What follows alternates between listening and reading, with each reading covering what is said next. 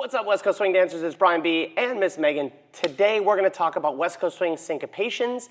We had Emily look up the dictionary definition of a syncopation on her phone. That's kind of weird. Welcome to 2024. And this is a disturbance or interruption in the regular flow of rhythm. I got it, Emily, I remembered. And I'm going to add, without messing up your partner. So we're going to talk about 4 different things you can do, how you should structure them, where you should put them, and then it's a choose your own adventure. So you're going to be off to the races. So you can follow leaders, follower side. For the 1-2, we've got a couple of different options. You can do a kickball change. Typically, right, we go walk, walk. We need to disturb or interrupt that rhythm to make it more interesting. So we can do a kickball change. If we use a sugar push as our footwork, we would look like this. 1 and 2, 3 and 4, do it again. 1 and 2, 3 and 4, 5 and 6. So we're disrupting it by not just walking 1, 2, right? Because that's what the dictionary said. We're disrupting it. But what Brian B says is don't mess up your partner. So I'm leading Megan in a sugar push. I want her on this foot on 2 because I might want to lead something else. So she can choose to go 1 and 2, or so could I. So that's the first one. Similarly, you can do a tap ball change or like a hitch, meaning I could leave that foot there and just sort of tap ball change. 3 and 4, 5 and 6, tap ball change, 3 and 4. And this gets into a little bit of styling, but the kick I feel is kind of up, might have a little up, a little kick to it. I'm on fire, Miss Megan. Whereas the tap might have a little down. You could even, I've seen a lot of people do this, literally go tap ball change. Followers do this a lot at a high level. As they're delaying, they little tap. Maybe there's something in the music. So if we did this tap ball change or kickball change in a sugar push and a right side pass, it would look like this. 1 and 2, 3 and 4, 5 and 6. 1, 2, 3 and 4, 5 and 6. I always like to use basic patterns as my workspace since you're going to dance a bunch of them.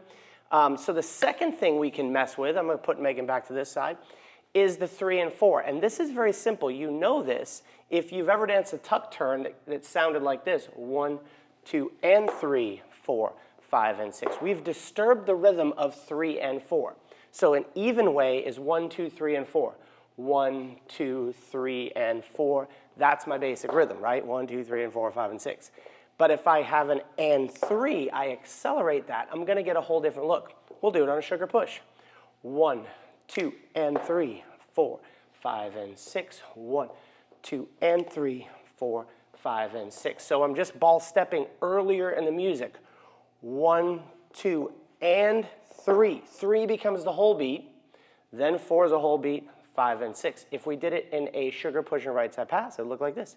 1, 2, and 3, 4, 5, and 6. A good old 2 and 3, 4, 5, and 6. Disturbance. Watch this. Using the force.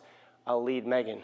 2, 3, and 4, 5, and 6. But what if we added both of those things together and it will present an option to do my third syncopation? If I were to syncopate the 1 and 2 and the and 3, 4, it'd be very busy, right? If we did a right side pass and I did 1 and 2 and 3, 4, that's a lot going on. So now what I might want to do is leave something out 5 and 6, right? Because if you scream the whole time, no one's going to listen. It's too busy, right? So if I did, this was back in the day, we'll do a right side pass. People do things like this. They go 1 and 2 and 3, 4 and 5 and 6 and 1, 2. It's too much, especially for modern West Coast swing. So we want to add some syncopations. We'll do it, the kickball change or the tap ball change and the and 3, and we'll drag out, we'll explain that. Right side pass, 1 and 2 and 3, 4. Now I'm going to leave something out, 5 and 6. And Megan did a great job there because I don't just have to drag it in. I could ronde it around, right? You could plan this out. And by I mean plan this out, if Megan puts herself in an under-rotated state, and I'm going to have you explain under-rotated on a side pass, 1 and 2 and 3, 4. She's under-rotated, right? She's not squared off. Yeah, sorry, so I didn't know that's where I was supposed to explain. Explain why you're there.